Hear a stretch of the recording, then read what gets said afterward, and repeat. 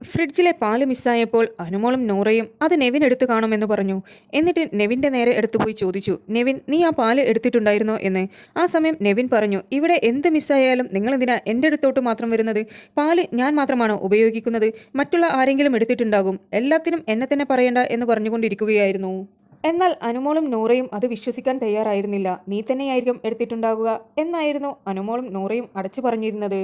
നെവിൻ അനുമോളെ ഒരു പ്രൊവോക്കേഷനും ചെയ്യാതെ തന്നെ അനുമോൾ നെവിനെ നോക്കിക്കൊണ്ട് പറഞ്ഞു, എനിക്ക് നിന്നെ കാണുമ്പോൾ ദേഷ്യം വരുന്നു, നിന്റെ മുഖം കാണുമ്പോൾ അറപ്പ് തോന്നുന്നു എന്നായിരുന്നു പറഞ്ഞിരുന്നത്. ഇത് കേട്ടപ്പോൾ നെവിന് ട്രിഗറായി. നെവിൻ എണീറ്റ് വന്നിട്ട് നീ എന്ത് വർത്തമാനമാണ് ഈ പറയുന്നത് എന്നുള്ള തരത്തിലുള്ള സംസാരമെല്ലാം സംസാരിച്ചു തുടങ്ങി. ഇതിനിടയിൽ അക്ബറും കയറി. അക്ബർ പറഞ്ഞു, അനുമോളെ, നീ എന്താണ് ഈ പറയുന്നത്?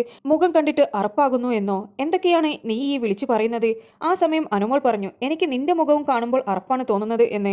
അക്ബറിന്റെയും നെവിന്റെയും മുഖം നോക്കിക്കൊണ്ടായിരുന്നു അനുമോൾ ഈ കാര്യങ്ങൾ പറഞ്ഞത്. രണ്ടുപേർക്കും നന്നായി ദേഷ്യം വന്നിട്ടുണ്ടായിരുന്നു. രണ്ടുപേരും അനുമോളുമായി കയർത്ത് സംസാരിച്ചു. നെവിൻ എണീറ്റ് ചെന്ന് പറഞ്ഞു, നീ കൂടുതൽ കെട്ടിലമ്മയൊന്നും ഇവിടെ ചമയേണ്ട, നീ ആരാണ് എന്നൊക്കെയായിരുന്നു നെവിൻ ചോദിച്ചുകൊണ്ടിരുന്നത്. പിന്നെ അനുമോൾ അവരോട് പോടോ എന്ന് പറഞ്ഞപ്പോൾ പിന്നീട് അവർ പോടി എന്നുള്ള വിളികളെല്ലാമായി. അങ്ങനെ കുറച്ചു സമയം അവർ തമ്മിലുള്ള ഫൈറ്റ് ഉണ്ടായിരുന്നു. നിങ്ങൾക്ക് ബിബിയുടെ പുതിയ അപ്ഡേറ്റ്സ് അറിയുവാൻ താല്പര്യമുണ്ടെങ്കിൽ എൻ്റെ ചാനൽ സബ്സ്ക്രൈബ് ചെയ്ത് സപ്പോർട്ട് ചെയ്യുക.